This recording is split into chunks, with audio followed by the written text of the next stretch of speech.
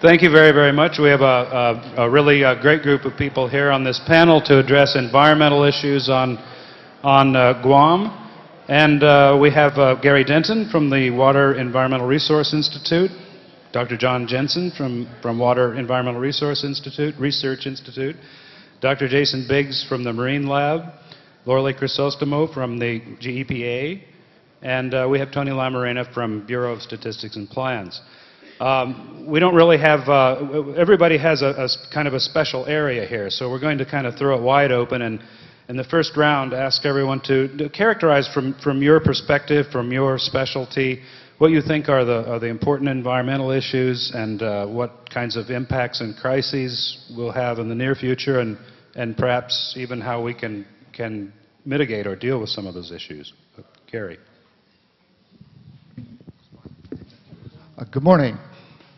My name is Gary Denton, in case you didn't get it first time around, and I'm currently the director of the Water and Environmental Research Institute. My specialty area is water quality. Probably the burning question here is, do we have enough water to support sustained growth? That I'm going to have to defer to my colleague, Dr. Jensen, who will follow. My area is, whether we have enough or not, is it fit to drink? Do we have any contaminants of concern that are in our aquifer that could present a problem in the future? And I must admit, GWA, of course, is cognizant of this. In fact, with EPA being the regulatory teeth on the island, they're not permitted to pipe water to through the distribution system unless it meets a certain standard.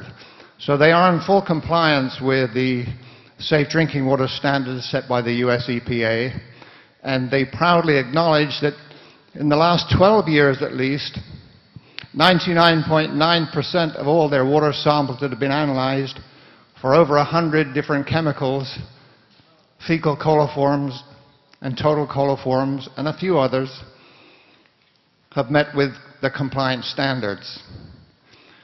0.1% haven't. And being a scientist, I kind of look at the 0.1% and see what that actually translates to, because therein lies possible problems for the future. And if you look at that 0.1%, you will see that it really entails maybe 4 chemicals and 4 wells. We have 120 to 125 wells operating on island for GWA at any one time. And about 3% of those wells have a problem. The contaminants of concern at the moment that we worry about are TCE, PCE, and chlordane. E. coli raises its ugly head every now and again, but we think we have that licked. I'll talk a little bit more about that in a moment. TCE is a problem associated with degreasing, dry cleaning agencies, and so on and so forth. It's historically a solvent which has been around since God was a boy. Certainly the military were responsible for causing elevated levels in our aquifer in certain parts of the island. 1 or 2 wells in particular have levels of TCE. 1 especially has exceeded the MCL, that's the maximum contaminant level set by US EPA. If you look at the last 12 years of records, you will see that from 1996 to 2001, there were in fact 14 wells with TCE. Now there are only 4. To me, that suggests that levels in the aquifer are attenuating.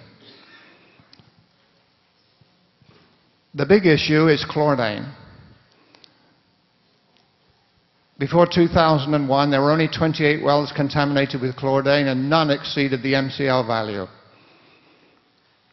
Now there are 65. And 1 well has been shut down, and 3 more have exceeded the MCL. This is a problem that's not going away. Chlordane is the contaminant we have to deal with tomorrow. I think I've run out of time there. I could go on. But I'm going to I'll pass over to my colleague, John Jensen, to tell you a little bit more about it. Is there enough water? Thank you. Thank you, Gary.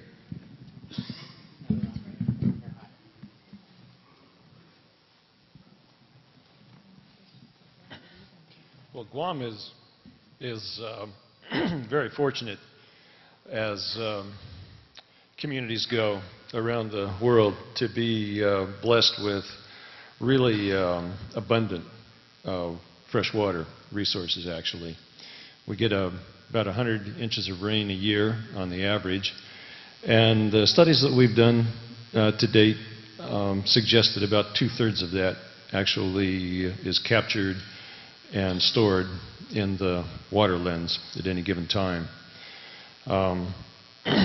The current extraction is about 10% of the total recharge, so we've got a long ways to go before we would come close to exhausting that. And we should keep in mind that as our technology for water extraction improves, you can withdraw larger quantities on a sustainable basis than you can or might with the present technology when you're looking at really long-term planning. We have the aquifers divided into 6 subbasins, each of which is a separate hydrologic entity, just like a separate watershed down south. Each river has its own watershed, and similarly the aquifer is also naturally partitioned into 6 different units, which it means that you manage these units separately, just as you manage a watershed separately.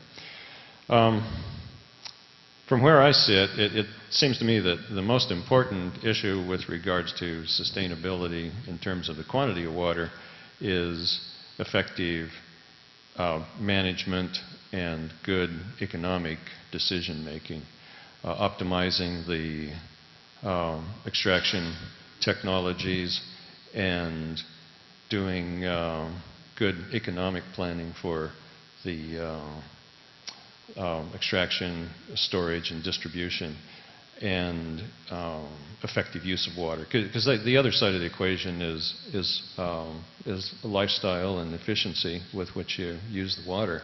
If you use the water with abandon, then you're going to run out a lot sooner than if you use it carefully.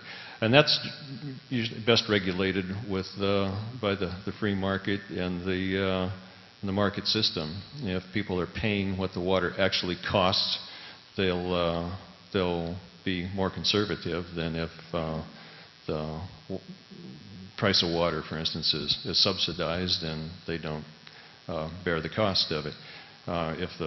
So I think it's not just a matter of going to the geologists or the engineers and saying, well, how much water is down there? It's more a matter of having a good price and fee and management system that helps to promote the right kind of water usage habits. And that's something that every community should be doing all the time, regardless of whether you're facing a rapid buildup such as we are here or not. So it really requires a good interdisciplinary work between economists and geologists and engineers and planners and regulators to pick the most efficient options for managing our water supply.